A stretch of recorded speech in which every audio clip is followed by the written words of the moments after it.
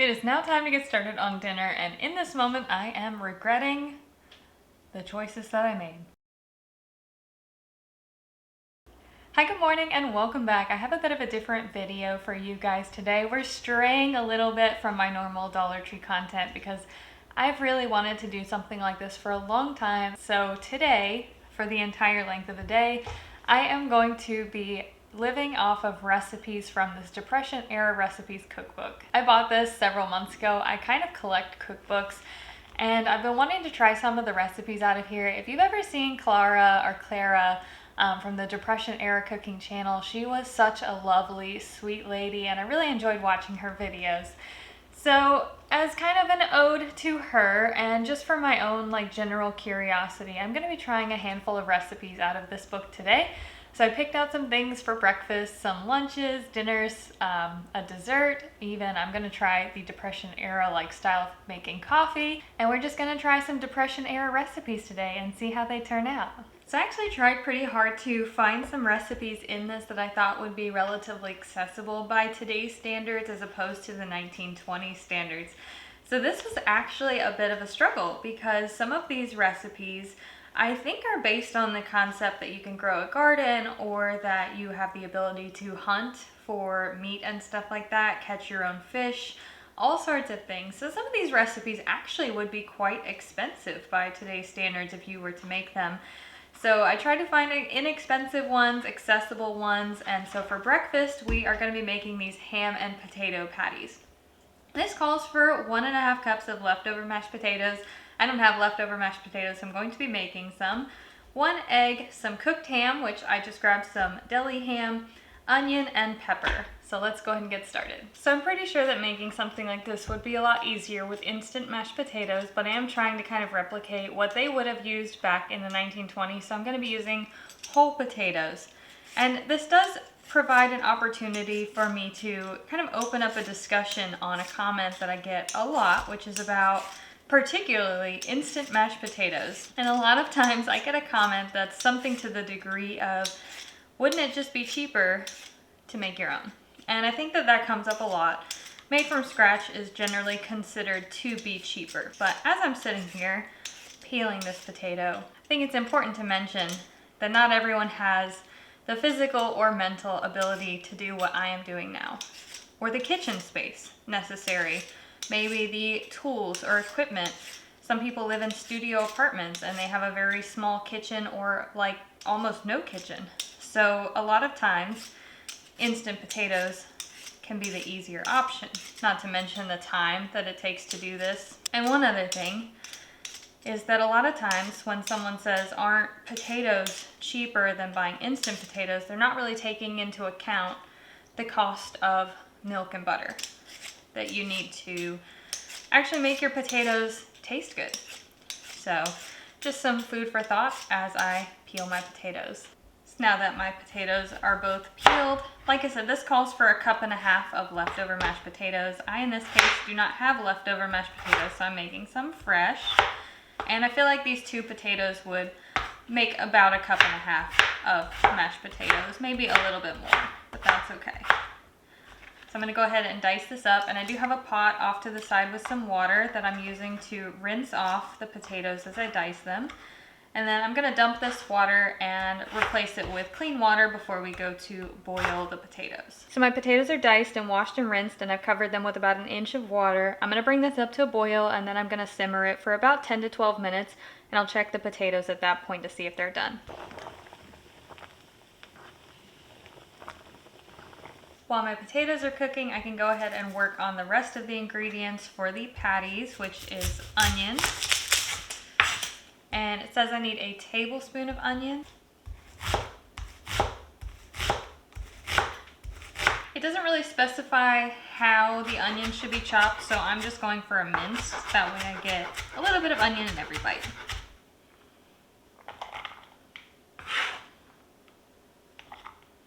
And the other half of the onion is going to be for my soup later on for lunch. It also says I need a cup of cooked ham, so I am going to be using deli ham, and I'm probably going to need about half of this package to get about 1 cup.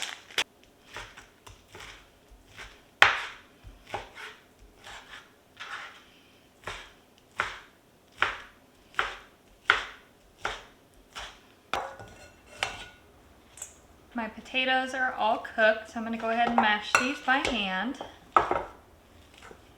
I'm gonna let these cool for just a second so that they're at least not steaming hot before I add in the egg so as not to scramble it prematurely. We can go ahead and crack in our egg. Once our potatoes are no longer steaming, they should be fine. That actually gave them a beautiful golden color and a really creamy and velvety consistency. Next, we're gonna add in our ham. And it says about a tablespoon of onion.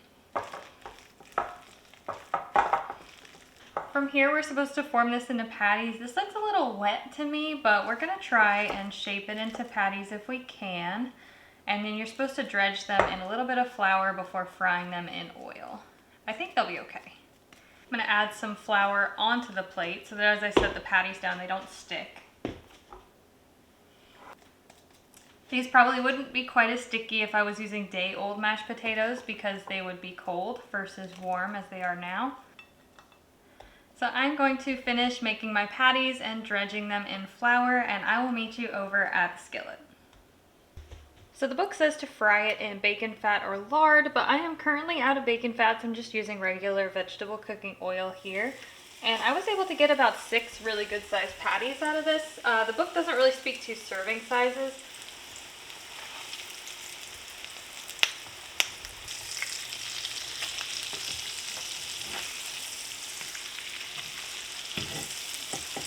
And here is our first depression meal of the day. These are the ham and potato patties, and they actually smell really good. I'm excited to try these. So I already know I'm going to have a lot of dishes to clean up by the end of today, but that's okay. Let's try these patties.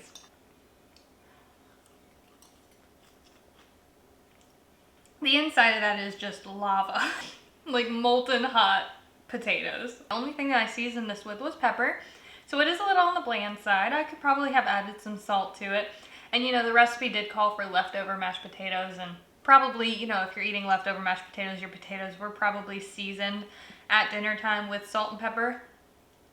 But considering how this is simply just potatoes with onions and ham and pepper, it actually is a really good meal, and it does have a good flavor. The onion flavor is pretty strong, which I like. Like I said, I could add a little salt to this, and I probably will just salt this to my taste. But I'm gonna go enjoy my breakfast, and I will see you in a minute. So the second thing we're gonna be making is actually coffee, and I'm using the filtered coffee. There's actually a few different methods of making coffee in this, but it seems like the filtered coffee is probably the easiest version for me to follow based on what I currently have on hand. I have a coffee cup here, and I've put a little fine mesh strainer in there, and then I've also put a coffee filter in there so that my grounds don't drip through.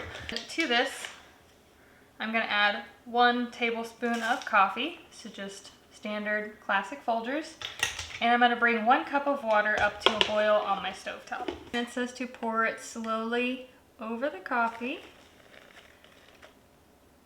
I'm actually gonna transfer this to make it easier to pour so I don't make a big mess. This is essentially like making a pour over, like what you would get at a fancy coffee shop, except for it's Great Depression style. And once all the water has seeped through, it actually says to do this twice. So I am going to pour my coffee back into my measuring cup, and we're basically gonna double brew the coffee. So repeating that same process. And our coffee is done. People back then who had a garden likely would have saved the grounds to use in their garden.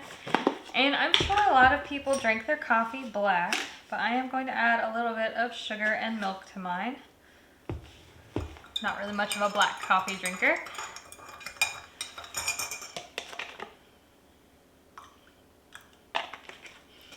But I'm gonna keep it minimal, just 2 teaspoons of sugar and a splash of milk, just to add some creaminess to it. Give it a taste.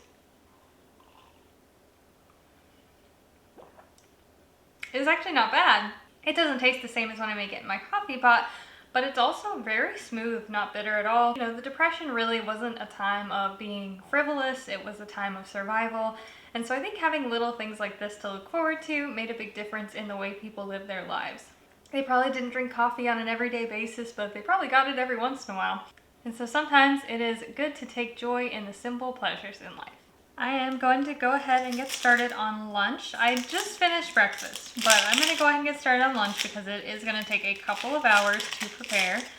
And so that's another thing, is usually people are working full-time jobs, sometimes even more than one job, so taking the time to cook everything from scratch 3 meals a day really isn't feasible for a lot of people. So it says to slice an onion, and it says a whole onion, but this is quite a large onion, so I'm only going to be using half.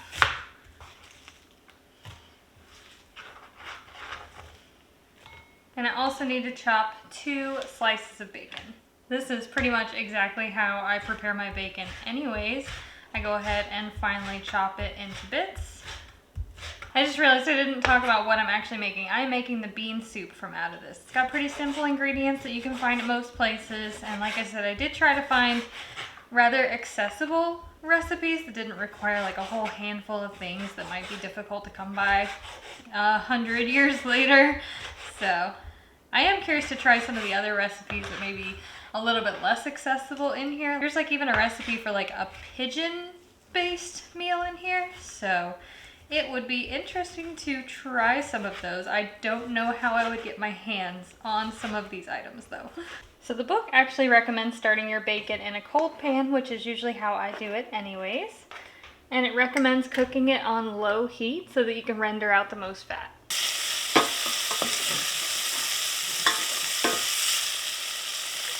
Once my bacon is looking good, like it is right now, I'm going to add in my sliced onion.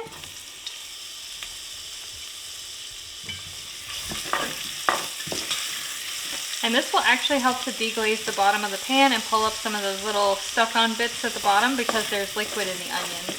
Now it says to add 1 cup of navy beans. I'm using dry beans here. I assume they mean dry beans, but they don't really specify. And then it says to cover in water, but it doesn't specify how much water. So I'm going to add enough water to cover it by about 1 inch. If I need to add more water later, I can. I'm going to keep an eye on this. It says to bring it up to a boil and then simmer it for 2 hours.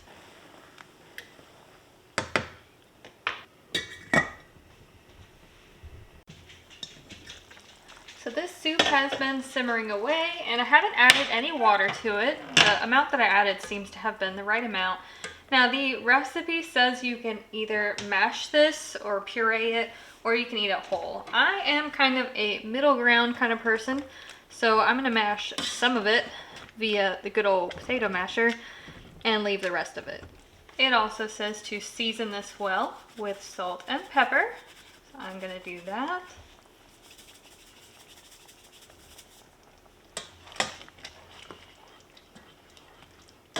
And then the final step, it says to add some evaporated milk or some cream, but I feel like evaporated milk is a little bit more accessible than cream, and cream can be pretty expensive depending on where you live.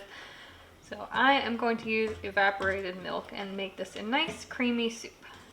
I am actually kind of starving at this point because this has smelled so good while it's been simmering. It has been making me hungry the whole time it has been cooking. And it does say to serve this with either toast or cornbread. So I have gone ahead and toasted myself up a couple of slices of white bread.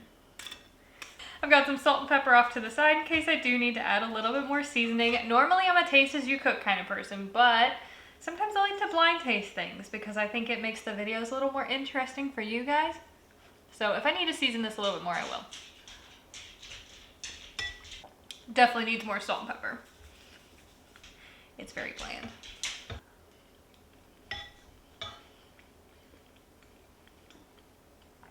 A little bit better. Still feel like that needs more salt. I know it seems like a lot, but you know, beans, especially dry beans, have no seasoning in them whatsoever. And we didn't add any seasoning to the water, it was just plain water.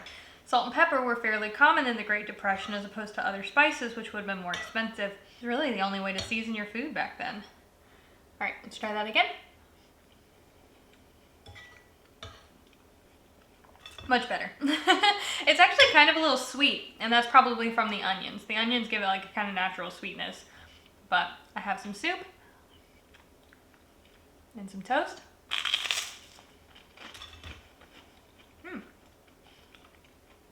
Actually goes really well with a toast. There's my lunch, and I'll see you at dinner time. It is now time to get started on dinner, and in this moment I am regretting the choices that I made. I decided for dinner I was gonna make what is in this book as creamed dried beef, and I already know what this is looking at the ingredients. It is SOS, or crap on a shingle, as my mom used to call it when I was a kid. And so I used to eat that a lot as a kid. I actually really like it. So as I mentioned, a lot of the recipes in this are kind of peculiar, and I felt like that was actually one of the more normal ones. Now for a side dish, I picked corn fritters, and the reason I picked this is because it seemed pretty simple. It's corn, flour, baking powder, salt, paprika, and eggs. I didn't really pay attention to the instructions. The eggs say you're supposed to separate the yolks from the whites and beat the egg whites until their stiff peaks form. But this is a 1920s recipe, so I'm going to have to do that by hand. And you know what? I'm committed to this. We're just gonna make it. It's gonna be fine. We are gonna hand whip some egg whites. So this recipe calls for 2 eggs separated. So I'm gonna do that. Oh shoot, I actually meant to put the white in the glass bowl, but that's fine. Metal's probably better. Anyways, so there is 1 and 2.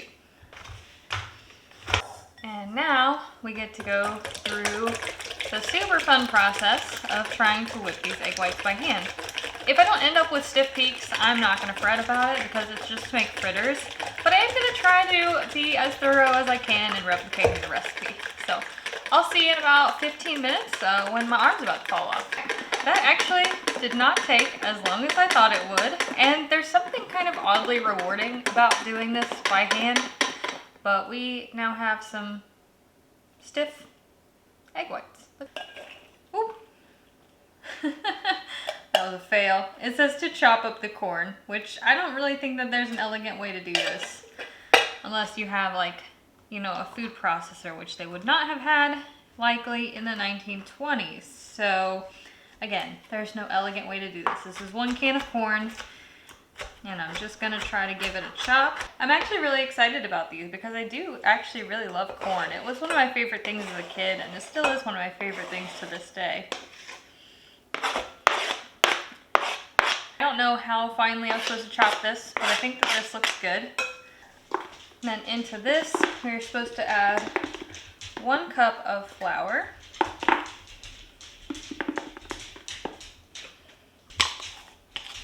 1 teaspoon of baking powder, 2 teaspoons of salt,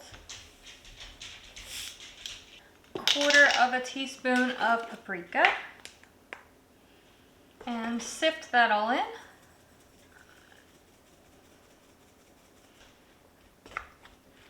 Mix all that in with the corn.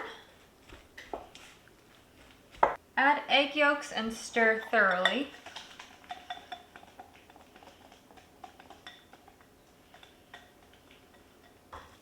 I definitely feel like this would be easier to mix with my hands, but I'm not going to because it feels like it would be quite sticky, but that looks about good.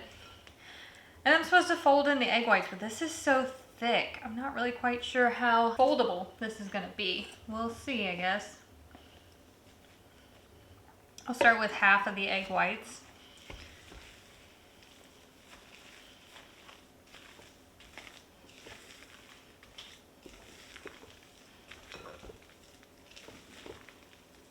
I'm sure there are people who are like gasping at my folding. It looks pretty good though. Pretty well mixed, and we're gonna move on over to the stovetop. I have a skillet here preheated with some oil. Of course, it says to fry it in lard, but I don't have any lard or bacon fat, so we are just using oil. And it says to drop it by the spoonfuls. And fry until golden brown.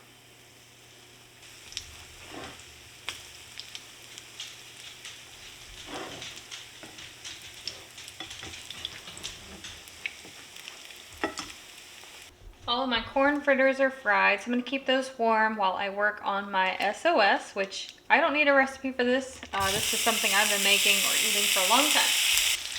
So that was only a 1/4 pound of ground beef, and to that we're going to add about a tablespoon of flour.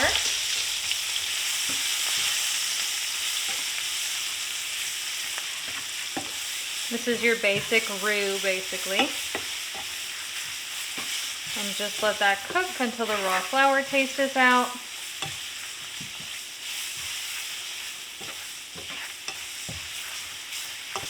It only really takes a couple of minutes for your standard roux, and then we're going to start adding in milk a little bit at a time.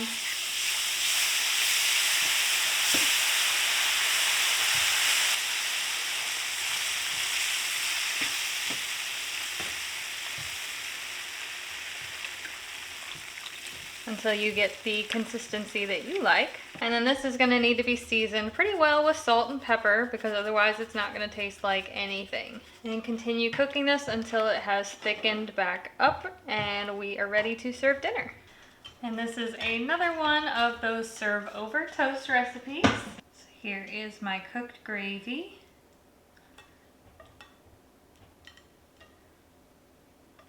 And it does seem like most of these recipes are designed to feed about 2 people, maybe a small family of 3. But otherwise, it definitely seems like everything that I've made so far is designed for 2. There are corn fritters. I actually got 9 of these out of the whole batch. So I am a little bit worried about the fritters because I tried some of the batter and it seemed really salty. Like 2 teaspoons of salt was too much. But let's try it fried up.